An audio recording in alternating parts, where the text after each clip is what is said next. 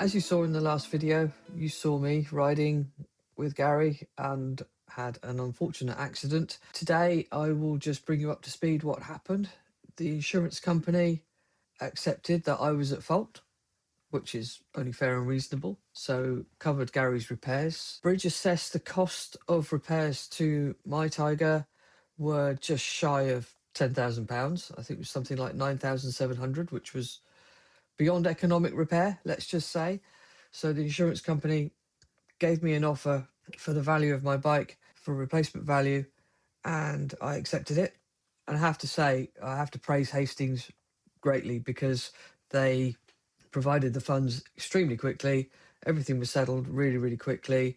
They also agreed through their claims handlers, Fourth Dimension, who don't have the best reputation, but things did go more smoothly for me than the reputation would allow. However, Fourth Dimension did agree that I could take the aftermarket parts off the bike, which I asked Bridge to do. Bridge did take the aftermarket parts off the bike, apart from one key element, which was the pannier racks. So when we picked up Gary's bike from Bridge, having had the repairs done, and I received a box of bits, opened the box of bits, and there was no pannier rack. So went back into the service desk.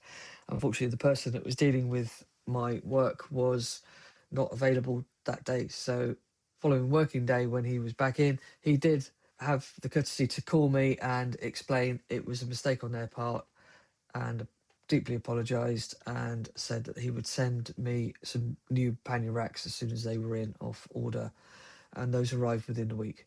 So, all fairness to Bridge, they made a mistake. Everyone's human, that happens, and they dealt with it very promptly, very professionally, and sent the pannier racks through, which I'm very happy about. So I've got those. In the meantime, the bike happened to have been booked in for some work at Kawasaki, which is in Lana, and I had to cancel that booking because the bike needed a bit more than the work it was booked in for by then. So contacted them to say I wouldn't be bringing the bike in, and because it was Christmas period, it was done by old-fashioned way of dropping a note through the door because there was nobody there to answer the phone. So once they received the note the first day they opened, they called me just to say they're really sorry about the accident. Don't worry about the booking. They've cancelled it, and to check I was okay, which was really kind of them.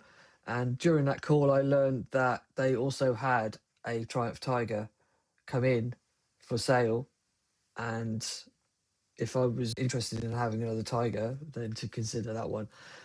In fairness to them, he did say he wasn't trying to sell me a bike, but if I was specifically looking for Tiger, that they had one.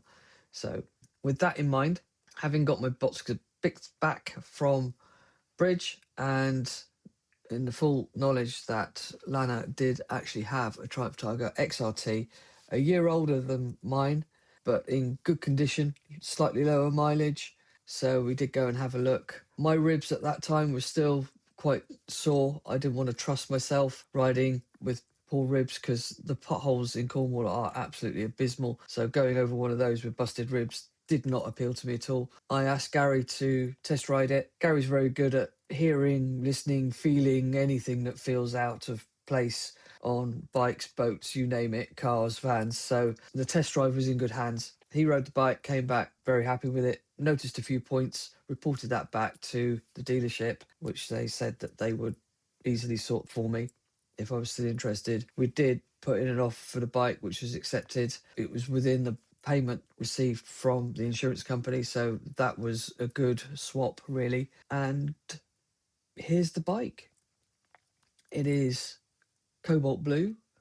So we're more like Harold and Hilda than ever now because we've now got two blue Triumph Tigers, although mine is a matte blue, Gary's is a gloss blue. And sadly, we haven't got consecutive number plates anymore. We did discuss whether we could transfer the number plate off mine, but of course you can't put a number plate with a new year on a bike that's of an older year. So because the replacement bike is 2018 and our bikes were 2019. So following that was a period spent in the garage, putting all the aftermarket parts bits bits that I'd had in a box from Bridge onto the replacement bike and fitting the pannier racks. That was fun, and we're ready to go. So this really is just a short update really on what happened with the bike, with the insurance company, with everything else. All we need now is some nice weather to go for a decent ride. We have been out a couple of times for lovely rides. Unfortunately, we didn't film those, but we have had a few trips out. But Cornwall has been wet, very wet.